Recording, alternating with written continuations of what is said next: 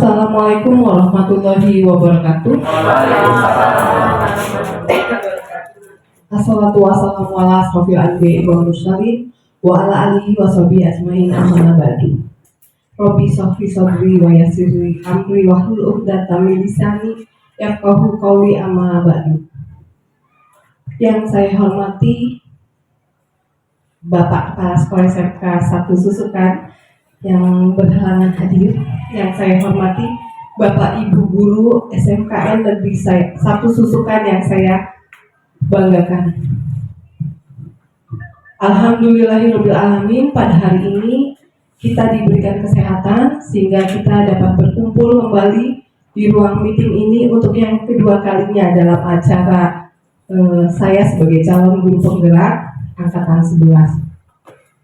Sholawat serta salam kita panjatkan pada junjungan Nabi besar Muhammad kita Shallallahu Alaihi Wasallam beserta para sahabatnya yang telah membawa kita dari zaman yang gelap ke zaman yang terang benderang hingga saat ini. Semoga kita senantiasa mendapat syafaatnya hingga akhir zaman nanti. Amin ya rabbal alamin. Saya akan bacakan susunan acara hari ini. Yang pertama adalah pembukaan dengan baca basmalah. Yang kedua, pemaparan materi diseminasi modul 1.4 budaya positif. Yang ketiga, sesi tanya jawab. Yang keempat, penutupan. Baiklah, untuk mempersingkat waktu, kita akan buka acara ini dengan membaca basmalah. Bismillahirrahmanirrahim. Terima kasih Bapak Ibu, semoga dengan membaca basmalah kita dimudahkan dan dilancarkan dalam presentasi ini dan ilmunya bermanfaat buat kita semua. Amin. Acara yang kedua, pemaparan diseminasi modul 1.4 budaya positif. Bapak Ibu, di sini saya bukan menggurui Bapak Ibu, tapi di sini kita belajar bersama-sama karena saya bertugas untuk membagikan pengalaman belajar saya selama menjadi guru penggerak pada modul 1.4 budaya positif. Nah, karena kita di sini budaya positif, Bapak Ibu ya. Jadi, sebelum kita mulai, kita ice breaking dulu. Mohon berdirinya Bapak Ibu. Saling berhadapan satu sama lain. Boleh berhadapan ke sini. Sudah berhadapan ya, jadi kita berhadapan saja, saling berhadapan. Berikan senyuman yang terbaik Bapak Ibu selama 30 detik dari sekarang. Dimulai. Ya, saling pandang-pandangan. Semoga nanti jadi senyumnya ikhlas dari dalam diri hati sendiri Bapak Ibu. Tapi jangan ada yang jatuh cinta ya Bapak Ibu. Baik, terima kasih. Akhirnya kita sudah senyum karena budaya positif, kita tersenyum ya Bapak Ibu. Baik. Oke. Nah, di sini kita akan membuat kesepakatan forum diseminasi. Jadi bukan ini peraturan yang saya buat, tapi kita buat bersama-sama ya Bapak Ibu, biar kita timbulnya dari hati. Yang pertama mungkin ini adalah pemantik dari saya sebagai pemacu Bapak Ibu ya. Yang pertama, datang tepat waktu, menghargai siapapun, menjadi pendengar yang baik, berpakaian yang rapi. Barangkali Bapak Ibu ada yang mau menambahkan, boleh. Ini saya masih kasih kosong titik-titik. Barangkali dari mami, nah ini sebagai role model saya, contoh saya ya. Jadi saya terinspirasi dari mami sebenarnya. Mam, buanglah sampah pada tempatnya. Buanglah sampah pada tempatnya, baik. Tempatkan.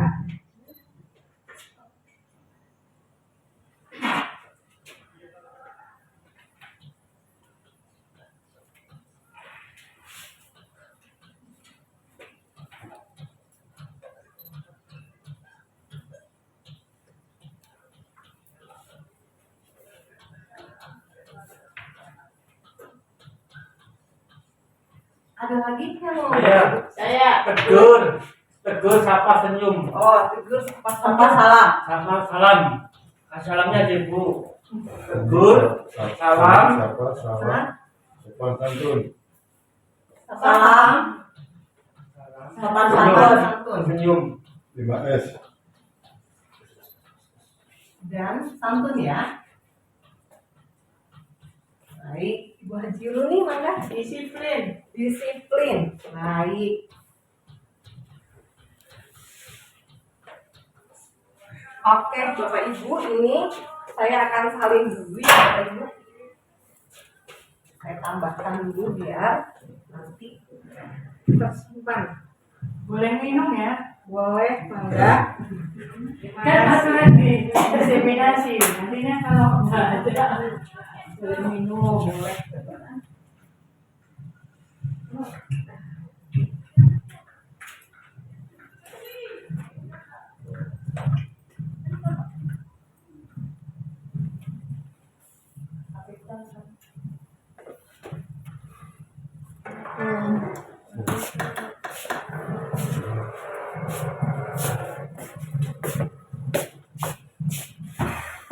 Iya, Sensei. Tapi stuck aja sampai muter. Kan mau mati ya. Gaya positif, Sensei. Kumaha dengar Tegur, sapa sapa, salam. salam, sopan santun. Tuh, itu kan termasuk tadi ya kayak tamu dari Sampai iya dong bareng-barengan.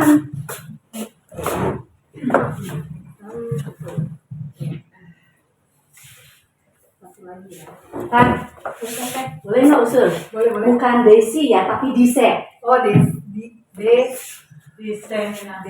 Diseminasi bukan desiminasi. Dise. Dise. Diseminasi. Terima kasih koreksinya. Terima kasih, Sensei. Sensei. Satu lagi, tapi Bu Haji ini disiplin.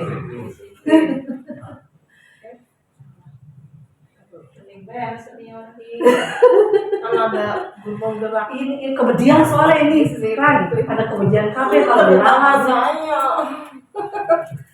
Oke, terima kasih Bapak Ibu. Kita sudah menambahkan. Baik, selanjutnya saya akan besarkan lagi ya.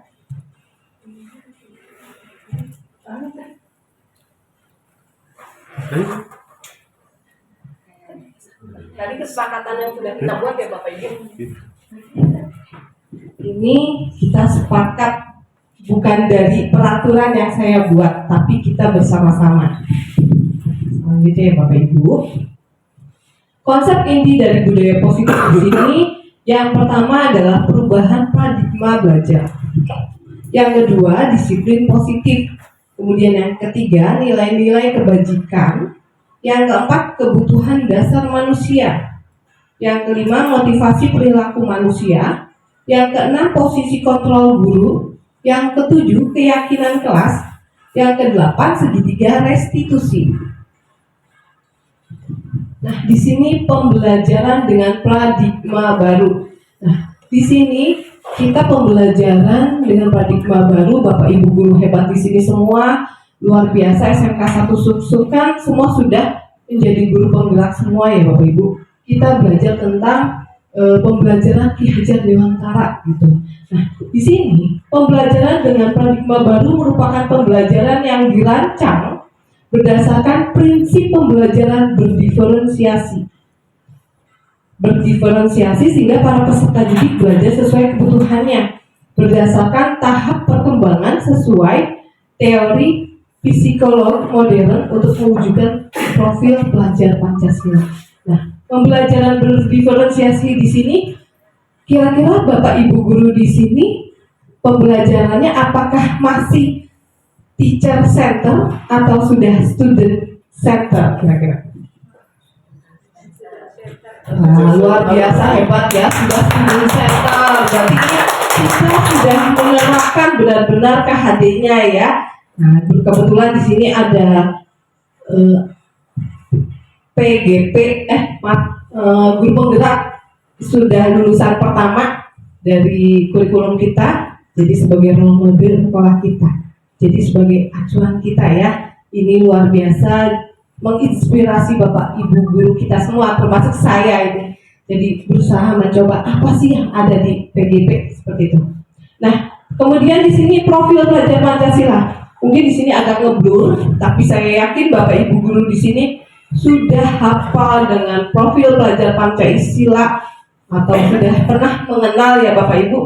Nah, di sini profil pelajar Pancasila ada beriman dan bertakwa kepada Tuhan Yang Maha Esa. Mungkin dalam setiap pembelajarannya kita selalu menerapkan berdoa terlebih dahulu ya Bapak Ibu. Nah, kemudian di sini ada berkebinekaan global. Kita luar biasa, Indonesia punya banyak suku bangsa, kemudian budayanya ya kayak kemarin kita daerah kita banyak nih, ada Gegesik, ada Luludan ya, kita bisa diangkat dari situ. Nah, itu kebinekaan global. Kemudian bergotong royong. Bergotong royong ini kita bekerja sama ya Bapak Ibu. Kemudian kreatif, anak-anak kita sudah mulai kreatif ketika melakukan P5 ya, ada panen karya. Nah, itu kreativitas anak-anak. Kemudian bernalar kritis. Ini bernalar kritis, apa yang didapat murid tidak semuanya langsung dicerna dengan diterima gitu, tapi anak-anak berpikir. Misalnya terjadi penggunaan sosial media, apakah dengan seperti itu bijak atau tidak ya, jadi anak berpikir kritis. Kemudian mandiri. Nah, ini semua anak-anak kita bersifat mandiri karena sudah mampu melakukan proyek pembelajaran ya. Nah, itu sudah mulai kita terapkan di sini. Luar biasa SMK 1 Susukari. Nah, terkadang Bapak Ibu guru di sini kita sebagai guru ada miskonsepsi tentang teori kontrol. Miskonsepsi di sini ilusi guru mengontrol murid. Ya, jadi kita mengontrol murid. Apa yang murid lakukan itu dipantau oleh kita, sehingga anak itu kalau ada kita, mereka akan tertib. Tapi kalau nggak ada kita, mungkin saja bisa terjadi anaknya nggak ada Ibu Irani gitu ya, karena kita sifatnya mengontrol. Jadi anak-anak berpatokan pada kita ya. Kemudian ilusi bahwa semua penguatan positif efektif dan bermanfaat. Nah, ini penguatan positif. Biasanya kita nggak boleh kayak gitu, itu tidak baik. Ayo kita, nah itu penguatan positif dari kita. Nah, itu juga kalau ada kita, anak-anak pasti akan tenang aja ada Ibu Irani gitu ya. Kemudian ilusi bahwa kritik dan membuat rasa bersalah mampu menguatkan karakter. Dengan kritik kadang kita menjadi takut ya Bapak Ibu, mungkin seperti itu. Kemudian ilusi bahwa orang dewasa berhak memaksa, karena kita di sini adalah lebih dewasa daripada anak-anak, jadi kita terkadang berhak memaksa atau mengaturnya sesuai dengan keinginan kita. Nah, itu terkadang miskonsepsi tentang teori kontrol. Nah, ini menurut Dr. William Glaser dalam kontrol teori untuk meluruskan beberapa miskonsepsi tentang kontrol. Nah, di sini mengubah paradigma stimulus respon ke pendekatan teori kontrol. Yang awalnya teori stimulus respon ini bahwa realita kebutuhan kita itu sama, tapi nyatanya teori kontrol ini mengatakan bahwa realita kebutuhan kita berbeda. Kemudian teori kontrol stimulus respon ini semua orang melihat hal yang sama, tapi teori kontrol setiap orang memiliki gambaran yang berbeda. Kita mempunyai pendapat yang berbeda. Kemudian stimulus responnya, kita mencoba mengubah orang agar berpendapat sama dengan kita. Tapi teori kontrol, kita berusaha memahami pandangan orang lain tentang dunia. Yang berikutnya teori stimulus respon, perilaku buruk dilihat sebagai suatu kesalahan. Jadi semua yang dilakukan kita anggap salah. Lah anak-anak lari ke sawah ngapain? Bolos gitu ya. Jadi perilakunya kita anggap salah terus. Nah, tapi ternyata teori kontrol, semua perilaku mempunyai tujuan. Kemudian teori stimulus respon, orang lain bisa mengontrol saya, Tapi di sini teori kontrol hanya Anda yang bisa mengontrol diri Anda. Saya ibaratkan Bapak Ibu mempunyai sesuatu barang di tangan Bapak Ibu. Bapak Ibu semuanya menggenggam. Kemudian, apakah Bapak Ibu akan ketika ingin diambil seseorang, Bapak Ibu akan langsung melepaskannya? Atau tidak, kata Bu Ririn? Ataukah Bapak Ibu akan menahankannya, ya? Tadi Ibu Ririn bilang akan mempertahankannya. Mungkin yang dipegang Ibu Ririn adalah sesuatu yang berharga. Nah, di sini kita sebagai kontrolnya, bukan orang lain. Tapi kalau orang lain yang mengontrol kita, buka genggamannya, pasti kita akan membukanya, ya. Tapi kalau kita yang punya teori kontrolnya, kita akan mempertahankan yang kita anggap itu penting. Tapi kita akan melepaskannya jika itu tidak penting buat kita, ya, gitu. Kemudian, saya bisa mengontrol orang lain. Teori kontrolnya, Anda tidak bisa mengontrol orang lain. Teori stimulus responnya, pemaksaan ada saat bujukan gagal. Nah, tadi ya yang saya katakan buka gitu ya. Nah, teori kontrolnya kolaborasi dan konsensus menciptakan pilihan-pilihan baru. Kemudian di sini teori stimulus respon, model berpikir menang atau kalah. Tapi kalau teori kontrol, model berpikirnya menang. Jadi semua menjadi winner, semua jadi pemenang, ya Bapak Ibu. Disiplin positif. Kira-kira kalau kata Bapak Ibu disiplin positif itu apa ya? Kalau Pak Haji boleh, Pak Govinda Mau maju Pak Bupati. Oke, kalau menurut saya disiplin positif itu pembiasaan kita yang positif, kemudian menerapkannya di lingkungan, kemudian di kehidupan sehari-hari. Yang jadi pembiasaan yang positif, perilaku yang positif bisa diterapkan kita di sehari-hari, termasuk siswa juga. Termasuk siswa juga. Jadi betul menurut pendapat Pak Govinda ya, pembiasaan positif adalah perilaku yang kita lakukan berulang-ulang hingga menjadi karakter, ya Bapak ya. Nah, jadi bahkan anak juga, bukan hanya anak tapi kita juga ya sebagai disiplin positif seperti datang tepat waktu, ini salah satu contohnya, Bapak. Nah, betul sekali. Jadi di sini semua pendapat Ibu benar ya. Disiplin berasal dari kata disiplina yang artinya belajar. Disiplin mengacu pada disiplin diri yang memiliki tanggung jawab terhadap apa yang dilakukan berdasarkan nilai-nilai yang diyakininya. Nah, disiplin positif merupakan salah satu cara penerapan disiplin yang bertujuan untuk menumbuhkan kesadaran serta memberdayakan peserta didik tanpa imbalan penghargaan atau reward, ancaman atau hukuman. Nah, terkadang kita di sini ya Bapak Ibu, karena kita, supaya jangan datang terlambat, takut kamuknya nanti telat, nanti dapat warning di akhir bulan ya. Nah, itu mungkin karena ada faktor dari luar absen ya Bapak Ibu. Terus saya mau rajin karena Bapak Rono setiap pagi pasti keliling biar saya mendapat star of the moon bulan ini, guru yang disiplin ketika masuk kelas di jam pagi. Nah, ini dapat reward. Kita setiap tahun ada ya Bapak Ibu rewardnya, guru yang disiplin, guru yang selalu dinanti, mungkin seperti itu ya Bapak Ibu. Nah, ini biasanya di kalau ulang tahun SMK 1 Susukan, nyahut ke SMK 1 Susukan. Nah, sebagai pendidik, tujuan kita adalah menciptakan peserta didik yang memiliki disiplin diri sehingga mereka berperilaku mengacu pada nilai-nilai kebajikan universal dan memiliki motivasi intrinsik dalam perubahan perilaku ke arah yang lebih baik. Tadi ke nilai-nilai ya Bapak Ibu kita sebutkan di awal bahwa nilai-nilai yang ada di profil pelajar Pancasila itu ya.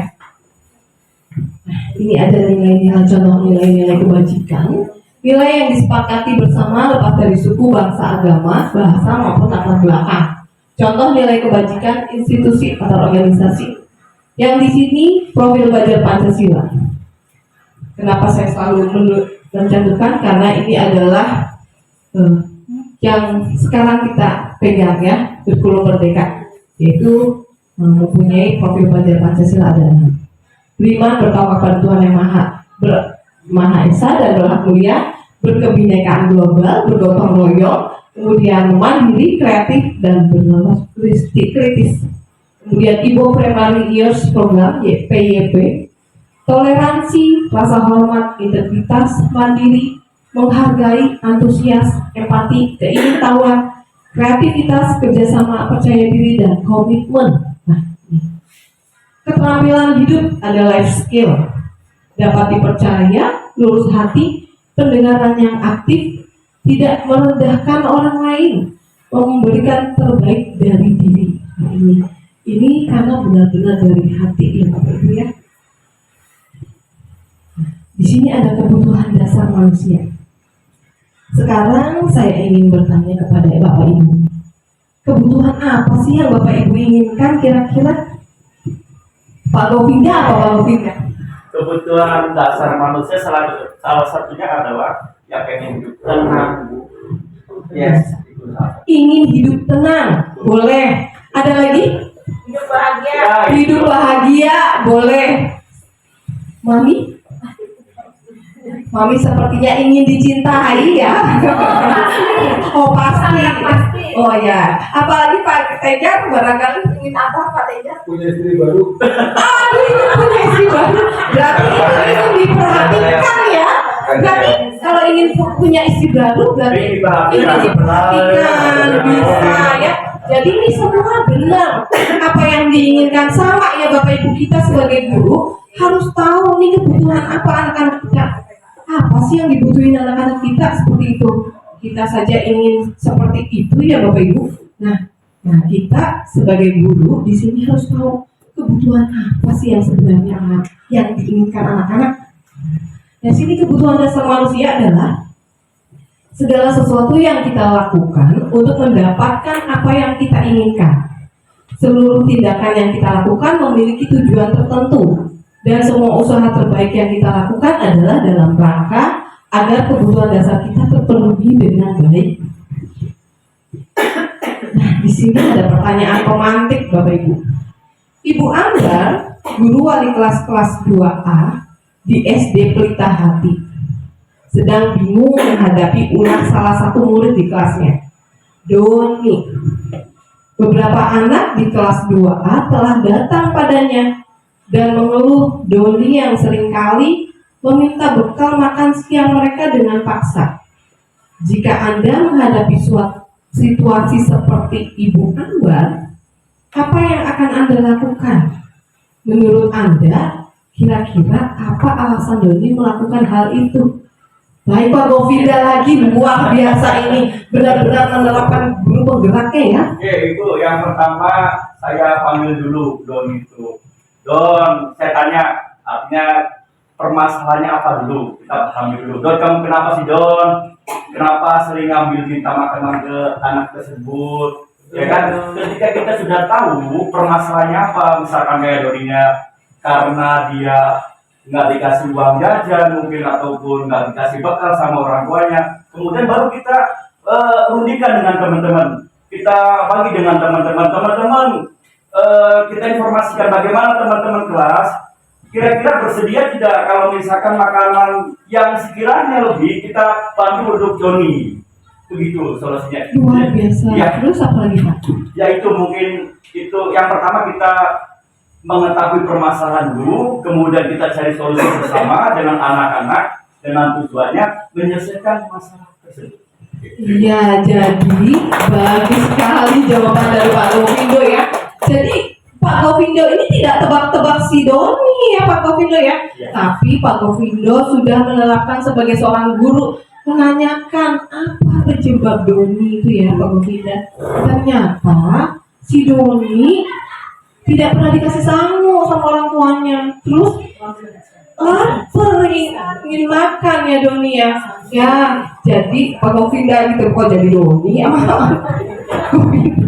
Iya, ya jadi karena lapar tidak diberi uang jajan. Berarti kebutuhan apa kalau kita lapar nih? Kebutuhan untuk bertahan hidup. Karena untuk makan ya Bapak Ibu, betul sekali ya. Jadi kebutuhannya macam-macam. Ternyata kalau menurut Pak Haji mungkin beda. Doni itu jahil sama anaknya Ibu. Bu Rani, Doni itu jahil katanya kata Pak Haji bisa. Ternyata Doni kebutuhan kesenangannya karena dia jahil aja, kemudian ingin diperhatikan ya. Karena jahil kok kenapa gitu, akhirnya kan perhatian ke Doni. Jadi banyak kebutuhan yang dibutuhkan oleh si Doni tanpa kita praduga ya, tapi luar biasa karena Pak Govindo menanyakan langsung, ternyata untuk bertahan hidup. Nah, jadi kebutuhan dasar manusia ini menurut Dr. William Glasser dalam Grace teorinya itu ada 5 kebutuhannya ya. Yang pertama bertahan hidup, kasih sayang, penguasaan, kebebasan, dan kesenangan. Nah, di sini kebutuhan dasar manusia bertahan hidup itu adalah kebutuhan yang bersifat fisiologis untuk bertahan hidup, misalnya kesehatan, rumah, dan makan, kebutuhan biologis sebagai bagian dari proses produksi, termasuk kebutuhan untuk tetap bertahan hidup. Salah satu contohnya adalah makan, pakaian, tempat tinggal, keamanan, kemudian kesehatan. Nah itu tadi ya, pengen tenang, pengen nyaman katanya awalnya. Kebutuhan dasar manusia berikutnya adalah kasih sayang. Kebutuhan ini dan 3 kebutuhan berikutnya adalah kebutuhan psikologis, fisik kita ya. Kebutuhan untuk disayang dan diterima meliputi kebutuhan akan hubungan dan koneksi sosial, kebutuhan untuk memberi dan menerima kasih sayang, dan kebutuhan untuk merasa menjadi bagian dari suatu kelompok. Rasa diterima, diperdulikan, berbagi, kerjasama, menjadi bagian dari kelompok. Nah, kemudian kebutuhan dasar manusia yang berikutnya adalah penguasaan. Kebutuhan ini berhubungan dengan kekuatan untuk mencapai sesuatu, menjadi kompeten, menjadi terampil, diakui atas prestasi dan keterampilan kita, didengarkan dan memiliki rasa harga diri. Kebutuhan ini meliputi keinginan untuk dianggap berharga, kemudian bisa membuat perbedaan, bisa membuat pencapaian, kompeten, diakui, dihormati. Ini merupakan self-esteem ya. Kemudian keinginan untuk meninggalkan pengaruh, harga diri, keinginan untuk dianggap, memimpin, diakui, berprestasi, dan didengarkan. Ini mungkin penguasaan. Ya. Kemudian berikutnya adalah kebebasan. Kebebasan, freedom biasanya kita ya. Kekuatan untuk bebas adalah kebutuhan akan kemandirian, otonomi, memiliki pikiran dan mampu mengendalikan arah hidup. Seseorang, anak-anak dengan kebutuhan kebebasan yang tinggi menginginkan pilihan. Mereka perlu banyak bergerak, suka mencoba-coba, tidak terlalu pengaruh orang lain, dan senang mencoba hal baru dan menarik. Nah, di sini mandiri, kemudian memiliki pilihan, mencoba hal baru, mampu mengendalikan arah dirinya. Kebutuhan dasar manusia berikutnya adalah kesenangan. Kebutuhan akan kesenangan adalah kebutuhan untuk mencapai kesenangan, bermain, tertawa. Bayangkan hidup tanpa kenikmatan apapun betapa menyedihkan. Glasser menghubungkan kebutuhan akan kesenangan dengan belajar. Jadi sekarang belajar harus bahagia ya Bapak Ibu ya, biar anak-anak betah di sekolah seperti itu. Semua hewan dengan tingkat intelijen tinggi seperti anjing, lumba-lumba itu kan bahagia bermain gitu ya. Primata, Jangan ke saya sih ngomong-ngomongnya. Nah, tadi di sini 3 motivasi perilaku manusia. Ada 3 perilaku motivasi manusia. Di sini ada untuk menghindari ketidaknyamanan atau hukuman. Nah, tadi kita takut terlambat nanti kampusnya dapat dipanggil gitu ya. Nah, berarti ada 2 nih, dari ekstrinsik dan intrinsik. Kalau X dari luar, nah itu takut terlambat nanti ada hukumannya. Ya, kita dipanggil Bapak Tono nanti di situ seperti itu. Untuk mendapatkan imbalan atau penghargaan orang lain, nah tadi reward itu berarti ada faktor pengaruh dari luar. Nah, tapi sedangkan motivasi intrinsik ini adalah tumbuh dari dalam diri kita sendiri. Itu untuk menjadi orang yang mereka inginkan dan menghargai diri sendiri dengan nilai-nilai yang mereka percaya. Nah, itu. Nah, di sini hukuman, konsekuensi, restitusi ini saya gambarkan dengan orang sedang menghardik sepertinya ya Bapak Ibu ya.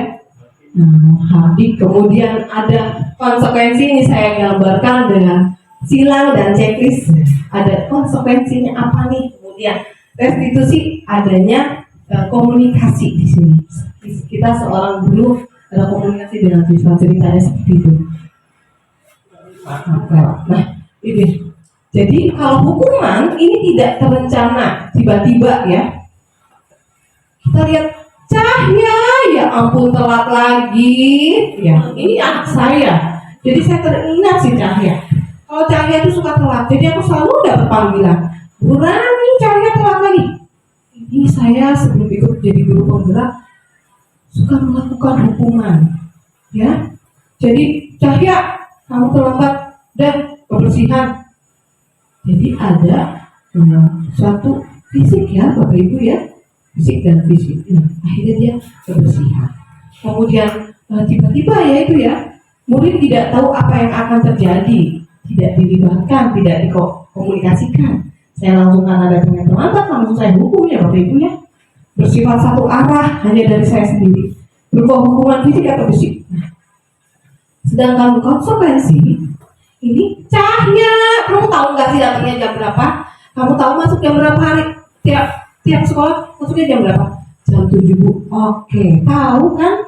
Berarti sudah ada ya aturannya jam 7. Tapi Cahya datangnya jam 7.30 lagi nih. Berarti ini terencana, ada kesepakatan, ada tata tertib yang ada di sekolah ya Bapak Ibu. Kemudian tapi tetap kita melakukan hukuman ya karena terlambat ya. Tapi ini dibuat tidak nyaman. Kamu tuh terlambat lagi sih Cahya. Coba sekali-sekali kamu tuh berubah. Ibu kan malu sama guru BK. Ibu lagi yang dipanggil ibu lagi ya. Ini saya pengalaman pribadi nih Bapak Ibu jadi curhat. Sikap guru selalu memonitor murid. Jadi saya selalu memantau tuh ke si Cahya. Hari ini Cahya ada enggak di sekolah? Hari ini apalagi sekarang PKL, Cahya PKL enggak ya gitu. Nah ini kita selalu memantau. Tapi kalau tidak ada kita, dia akan berubah. Belum tentu Bapak Ibu, karena ada konsekuensi. Tapi kalau restitusi ini ibarat kita itu ada obatnya. Kalau sakit ya ada obatnya. Jadi restitusi ini kita ada obatnya, yaitu dengan cara proses menciptakan kondisi bagi murid untuk memperbaiki kesalahan. Cahya, ibu mau ngobrol sama kamu. Kenapa sih Cahya terlambat terus? Kenapa? Apa sih sebabnya? Nah, kita ada obrolan dengan si Cahya. Ya, tadi Pak Govindo ya, ada obrolan dengan Doni.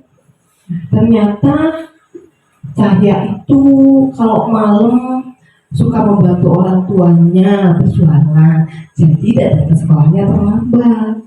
Nah, seperti itu. Jadi mungkin kita harus tahu kondisi anak seperti apa. Tapi kita tidak membenarkan hal itu ya Bapak Ibu. Kita tanyakan lagi, apakah Doni Cahya bagus membantu orang tua? Itu hal yang baik.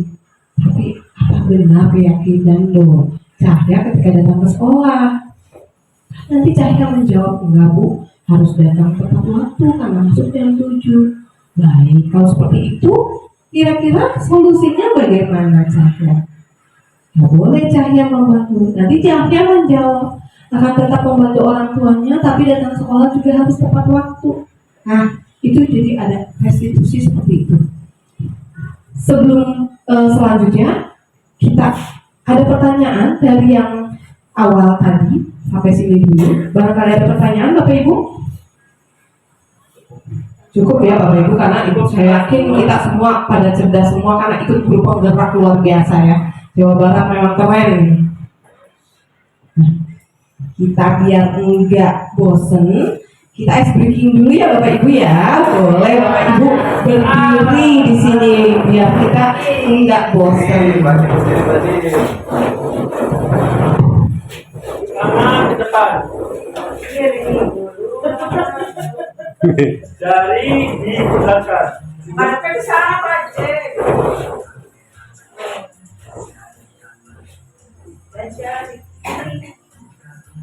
Boleh sambil nyanyi Bapak Ibu? Mari. Empat jari kiri bergabung dari delapan jari yang terisi. Lima jari kiri Bergabung jadi 10 jari. saya Minta berdoa. maaf.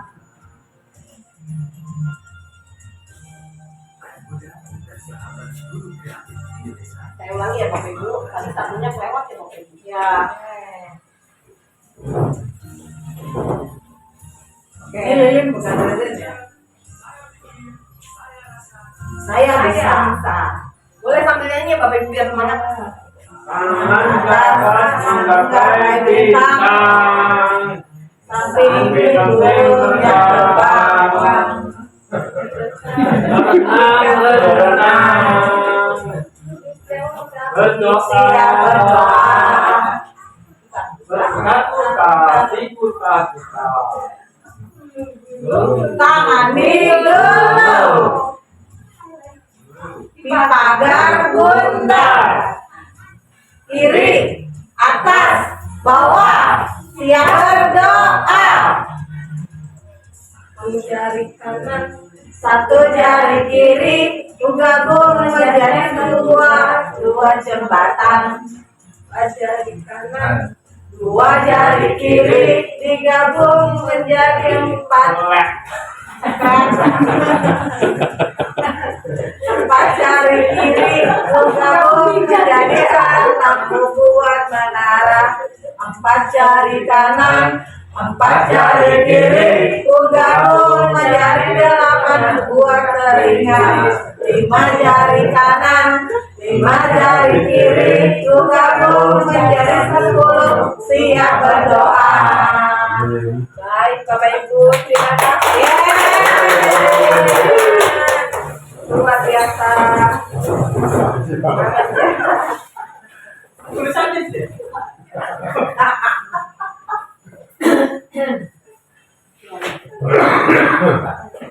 Nah, sekarang Ada 5 posisi kontrol guru. Menurut Diana Gosen dalam bukunya Restructuring School Discipline, tahun 1998. Posisi kontrol guru ini ada penghukum, pembuat merasa bersalah, teman, pemantau, manajer. Mungkin kita sudah pernah semua ya yang menghukum ya Bapak Ibu ya. Karena kalau terlambat kita sudah di depan gerbang. Kamu terlambat, hukuman, lari ya Bapak Ibu. Nah, di sini. Oke, seorang penghukum bisa menggunakan hukuman fisik maupun verbal. Ya, jadi verbal itu dengan kata-kata ya Bapak Ibu. Kemudian orang-orang yang menjalankan posisi penghukum senantiasa mengatakan bahwa sekolah memerlukan sistem atau alat yang dapat lebih menekan murid-murid lebih dalam lagi. Contohnya dalam perkataan, patuhi peraturan saya atau awas ya. Ini lebih kejam ya, awas. Kamu selalu saja salah.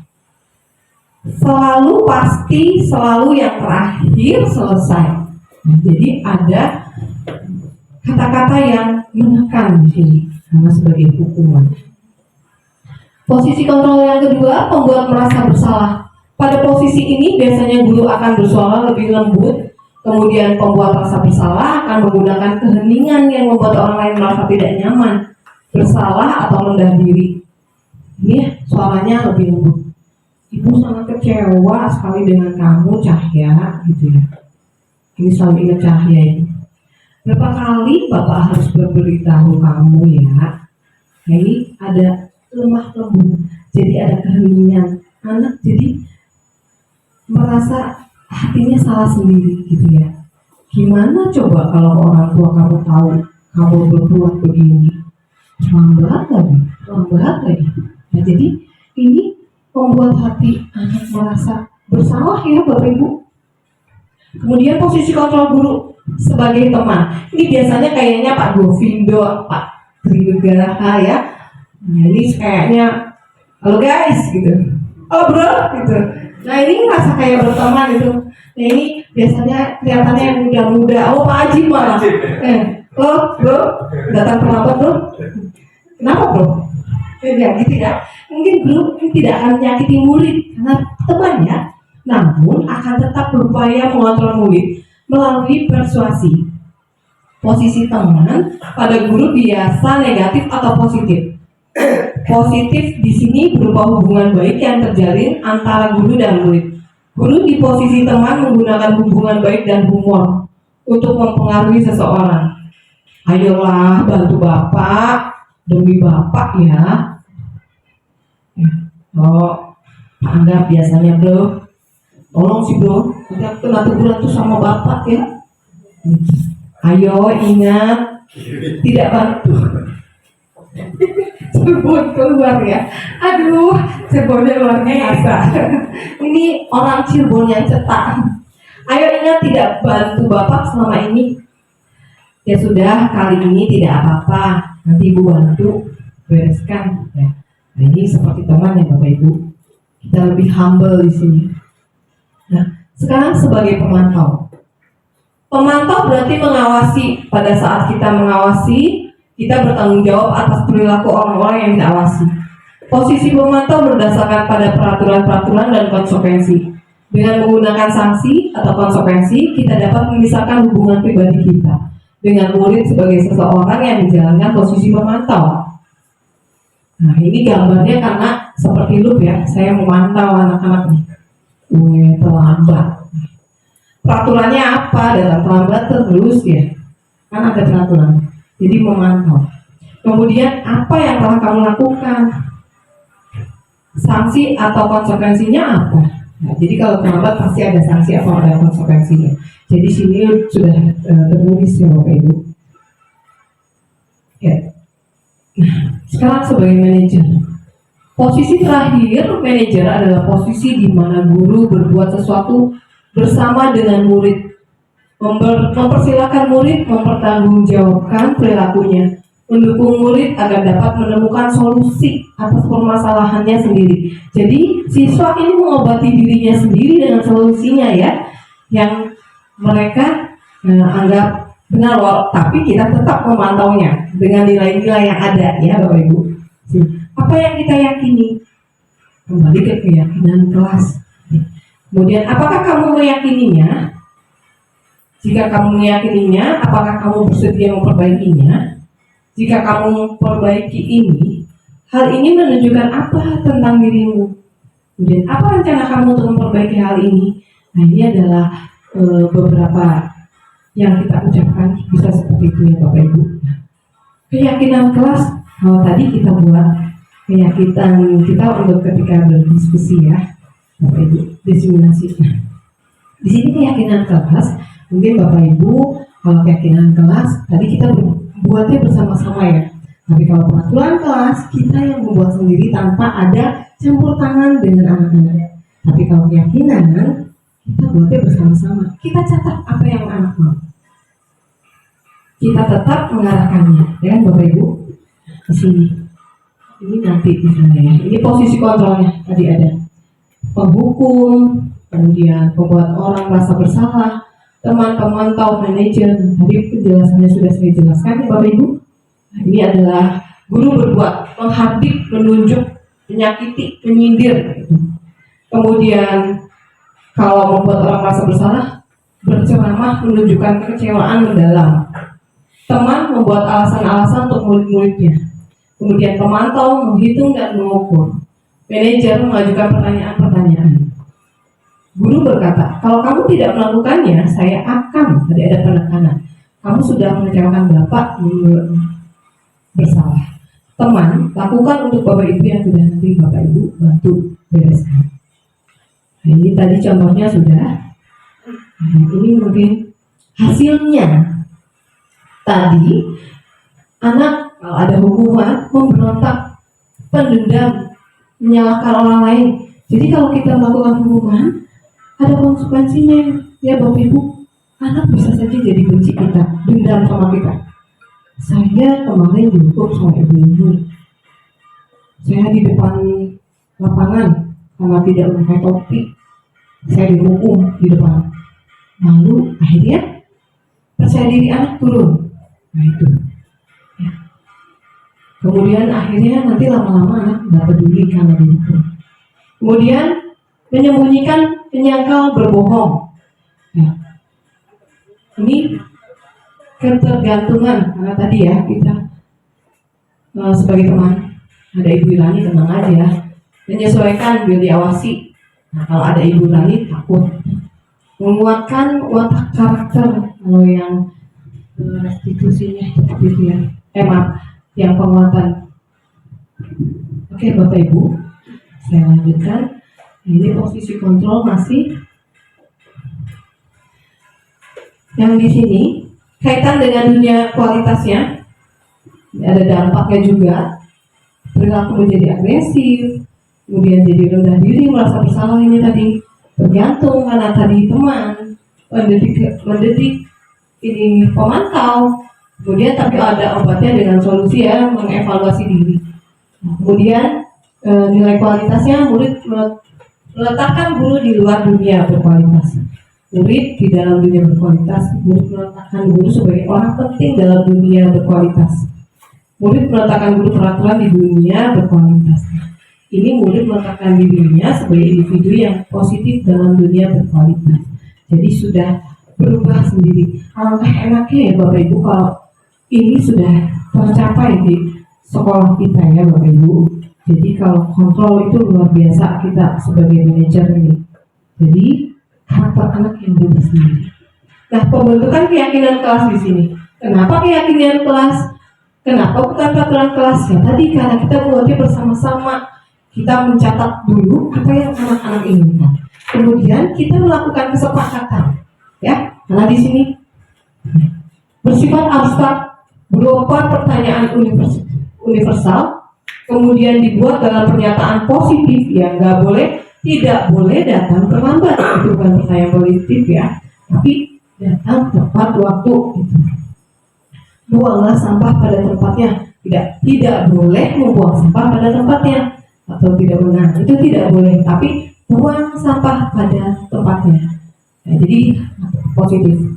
Sedikit saja agar mudah diingat. Jadi kata-katanya jangan panjang banget. Jadi tidak, biar anak-anak mudah diingat ya. Sesuai dengan kondisi kelas, sekolah sehingga mudah diterapkan.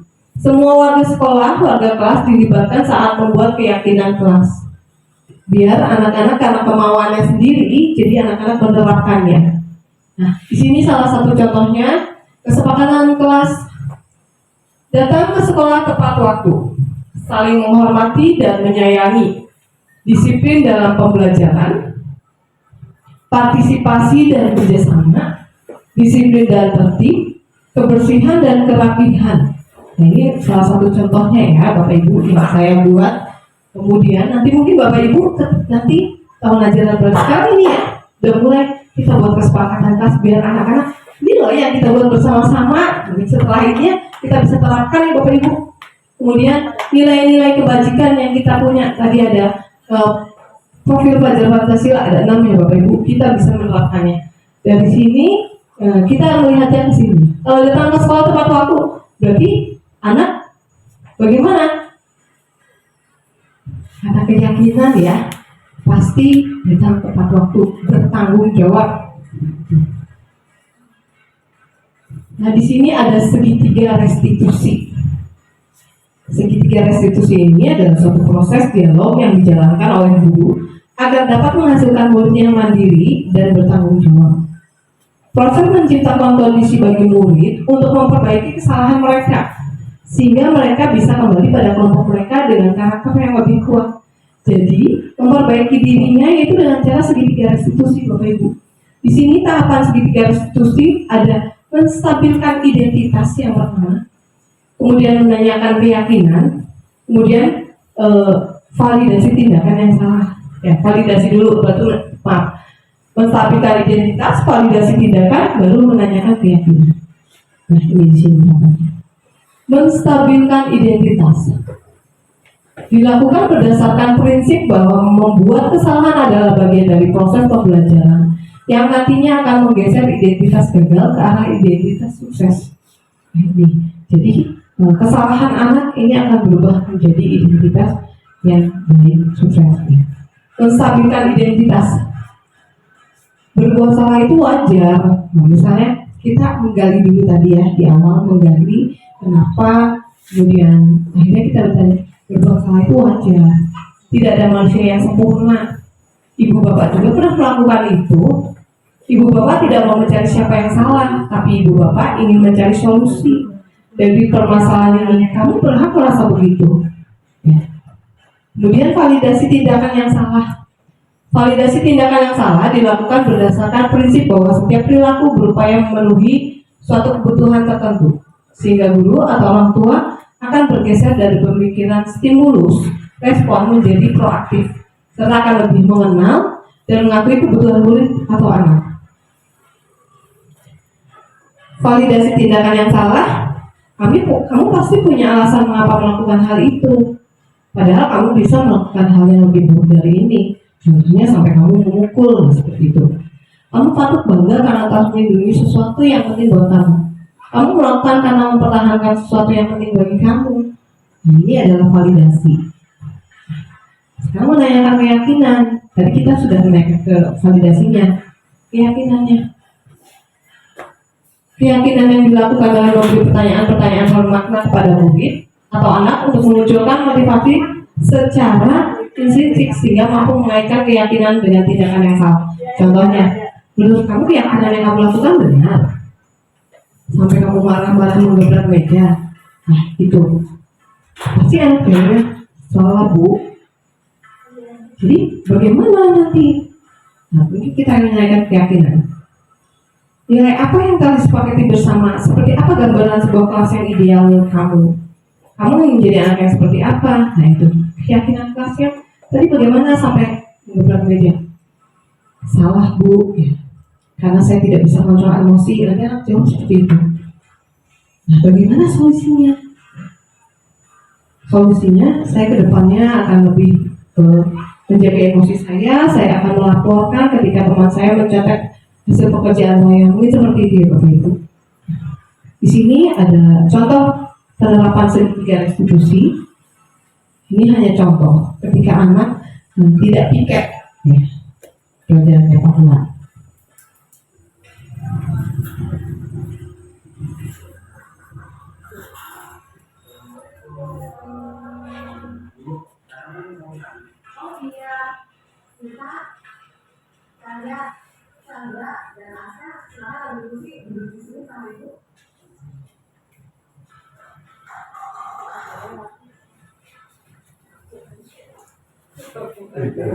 Ya, ini saya buatnya dadakan pagi-pagi.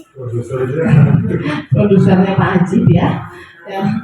Ini teksnya dadakan karena memang anaknya juga dimintanya pas jam siang ya Pak Fuad gitu.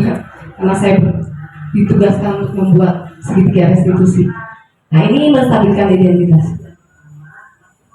Kita menanyakan.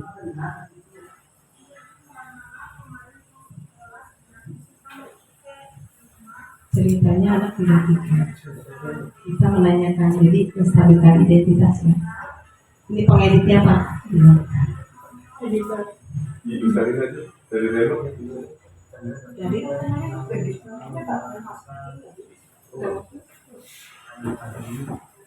udah. Bawa saya dari.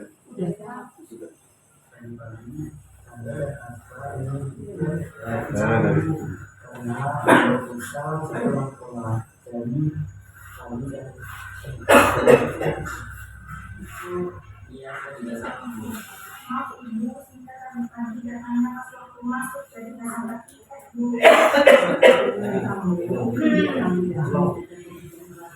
Nah, ini validasi tindakan.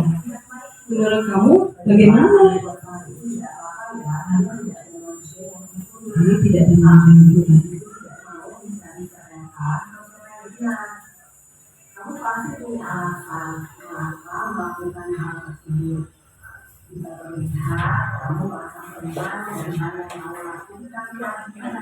Ya, jadi ada kebutuhan yang ada ya, bahwa anak ingin bermain bola dan nonton.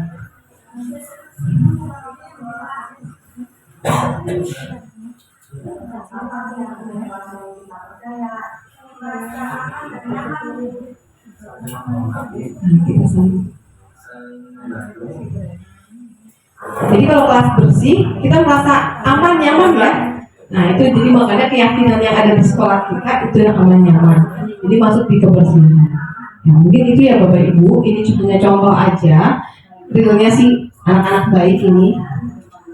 Oke, nah jadi Bapak Ibu, kita sebagai seorang guru yang baik harus mempunyai kemampuan dalam mewujudkan budaya positif di sekolah. Budaya positif tersebut dapat dijalankan dengan menerapkan konsep-konsep tadi ya Ibu yang kita pelajari.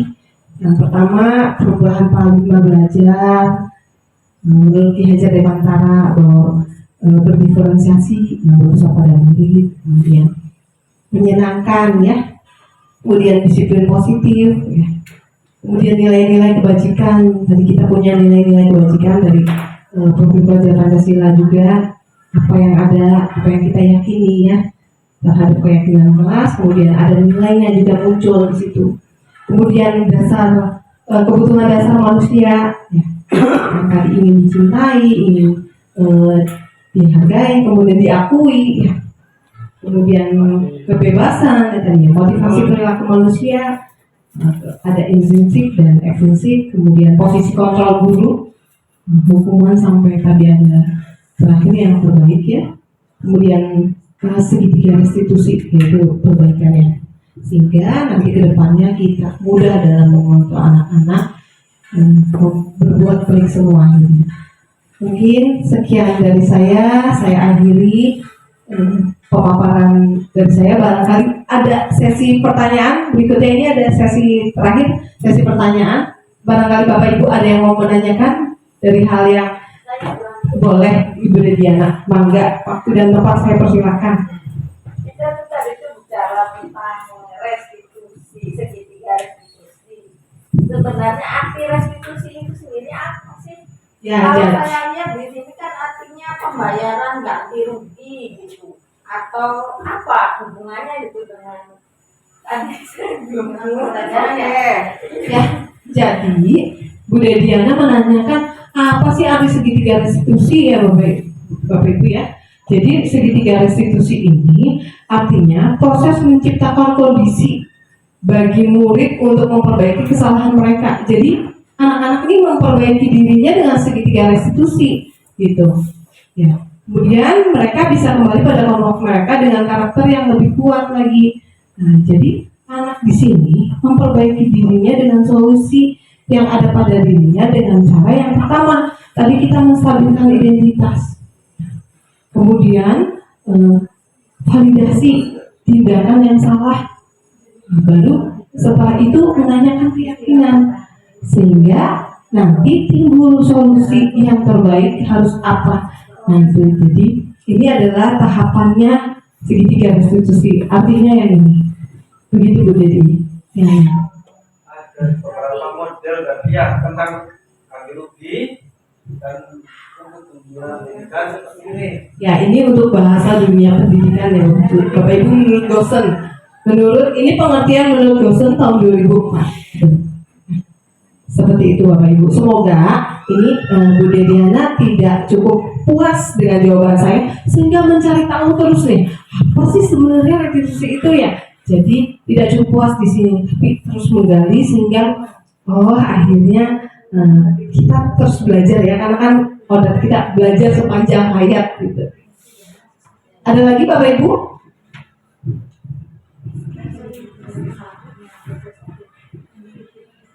Oke, kalau sudah tidak ada, baik Bapak Ibu, berikutnya adalah penutup.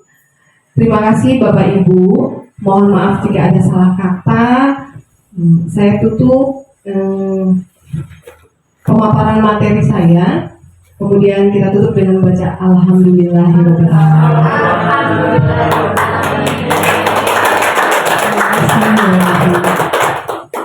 Allah.